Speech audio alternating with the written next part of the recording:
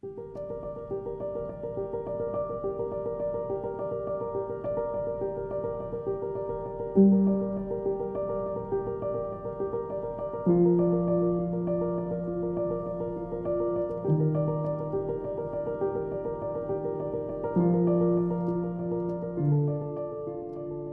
would you describe loneliness?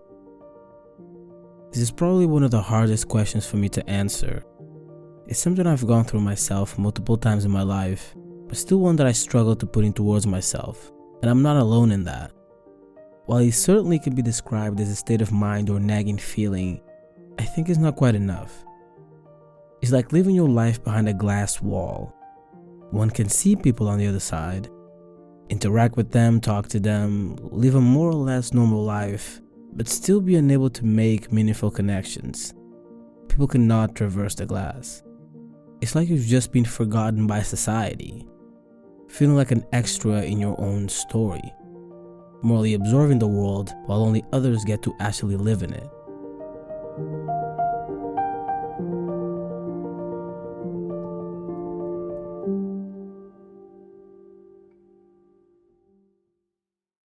With an emotion as complex as this, it's no wonder media has a hard time depicting it.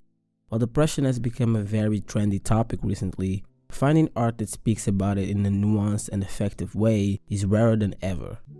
But art is timeless, so looking back is the easiest path to finding something that speaks to our inner loner. Enter Evangelion. Out of all anime, TV shows, or even movies, Evangelion stands alone in its depiction of true loneliness. Unlike other series, loneliness is not just an arc, a conflict, or a gimmick. It's pervasive and symbiotic in every aspect of the series. It's in the world, the story, the characters, the designs, and even the entire aesthetic of the show. The backdrop is solemn and futuristic, with a design that strips everything of its individuality and artistry. The original Tokyo was destroyed in the second impact, and in its place an identical city was born, Tokyo 2, with no name or identity of its own, only its status as the ghost of a dead city. Untrue to its ghost status, it's all fake. It's just a decoy meant to fool the incoming enemies. The population actually resides in another ghost city, Tokyo 3, a city that can retract into the ground, something that further gives the city a soulless and mechanical feel. The city is in a perpetual state of summer due to the second impact, which should be the most outgoing and fun time of the year, is just as empty and downtrodden as a cold, rainy day.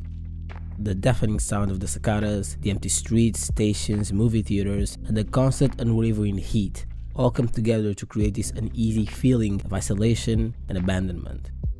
The seemingly empty and quiet schools and classrooms give off a sense that there is not much of a future for humanity either. Most of humanity has been decimated by the second impact, and this isn't something that even needs to be told. You can see it, hell, you can feel it. Even the governance of the city evokes soullessness, by it being run effectively by 3 supercomputers, the Magi system. The 3 subsystems vote amongst themselves to determine what actions are to be taken in the city. Humans aren't even trusted to rule themselves anymore. This is a worldview drenched in a vision of pessimism, a worldview where the story starts only after any traces of optimism have been removed. It's in this pessimism the characters exist in. The show's inspirations, including some of Anno's previous works, help showcase this fully, borrowing the use of introspection from Gunbuster, the open-ended story and narrative structure of Nade the Secret of Blue Water, the near-inevitable human extinction from Space Battleship Yamato, the themes of war of Mobile Suit Gundam, and the pessimistic nature of Devilman. And to top it all off, all the religious symbolism masterfully applied to the series. These are all things that, especially at the time, elevated Evangelion far above its contemporaries. The story is about how human connection and pain seem to be inseparable. Shinji is the poster boy for this. While witnessing his mother's death was the start of his trauma, it goes deeper than that. Shinji pilots his Eva to gain the affection of the man that abandoned him when he needed him the most. He deeply yearns for connection, but whenever he comes close to it, he can't help but run away, because he's so scared of finding out that his suspicions might be true. The people abandon him because he's not good enough. He's convinced himself that he's a completely unnecessary person, so much so that he cannot even commit suicide. Asuka pilots her Eva to feel closer to her mother, who in her insanity rejected and replaced her with a doll, only to commit suicide in the end. Losing the affection of her mother led her to long for attention and praise from everyone else. Rei, on the other hand, is so afraid of life she lets someone else live it for her, allowing Gendo to be her entire reason for being. Misato is haunted by the ghost of her father, a man she hated for devoting his life to his work, but simultaneously being grateful for him sacrificing himself to save her life. This leads her to devote her life to him, choosing a career connected to him and even seeking and embracing men similar to him. Outside of this, she has no life of her own. A woman, 29, who lives life so lightly as to barely allow the possibility of human touch. She protects herself by keeping relationships on the surface.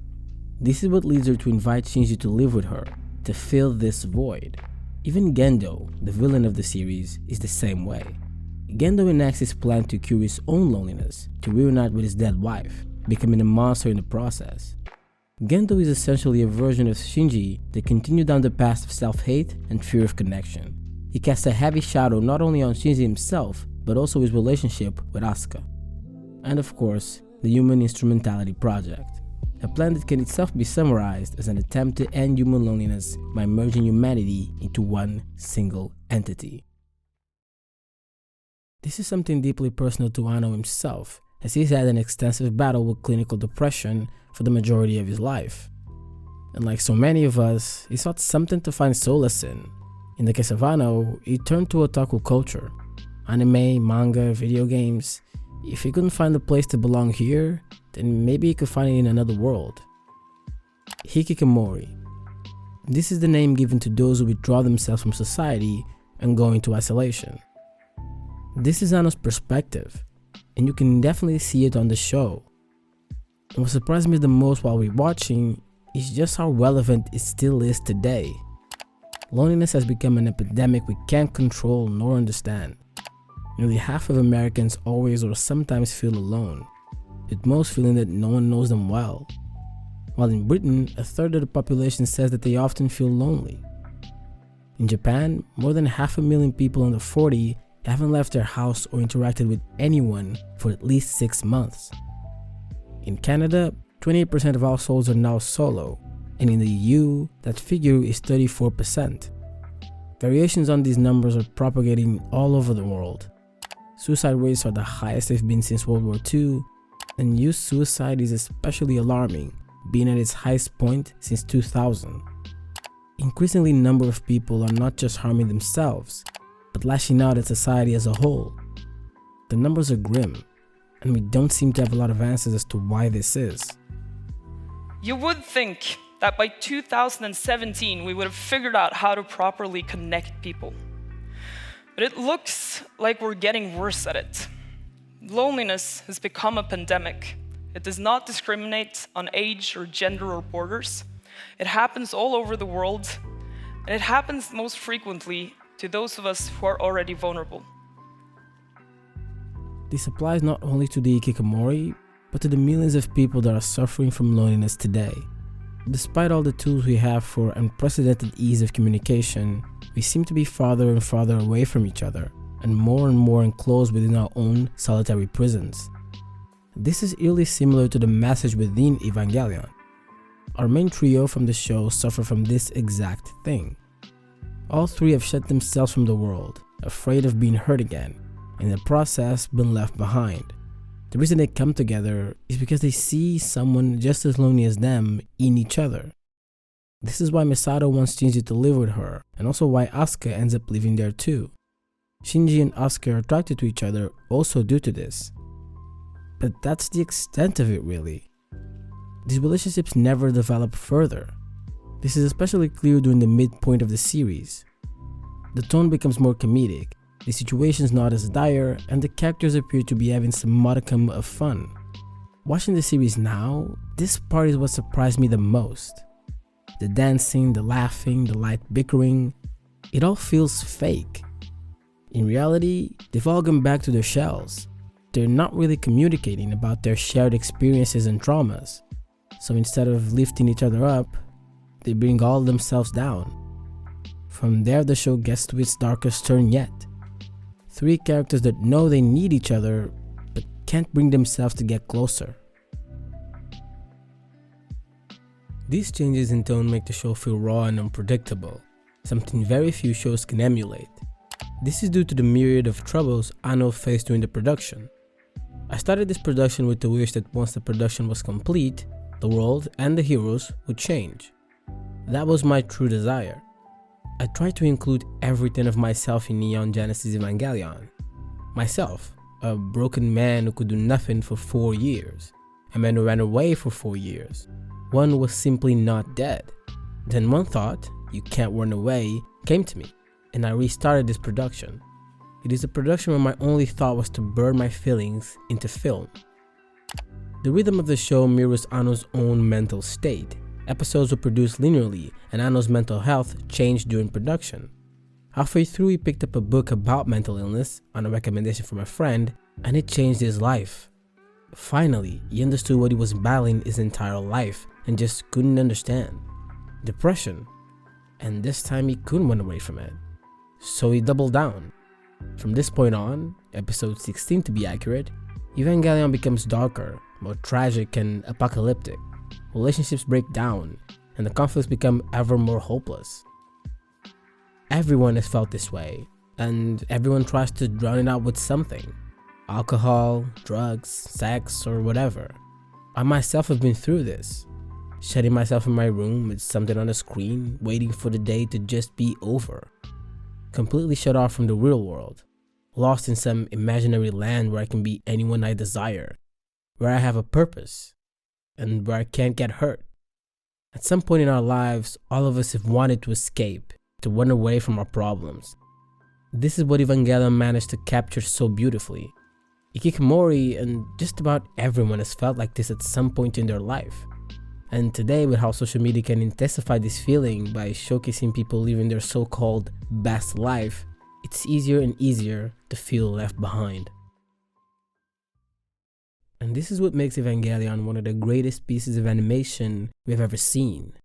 It manages to capture a feeling that Anno himself couldn't even understand, and make the feeling itself an entire show. The pessimism is front and center, but the series is never lost in it. At its core, the story is actually a celebration of humanity and our unique ability to adapt and improve. While the show has amazing mech battles and gigantic monsters, a lot of battles are actually not won by brute force or the power of friendship. Time and time again, a bunch of characters in the background manage to find some way to save humanity against a force much greater than their own, and they do it together.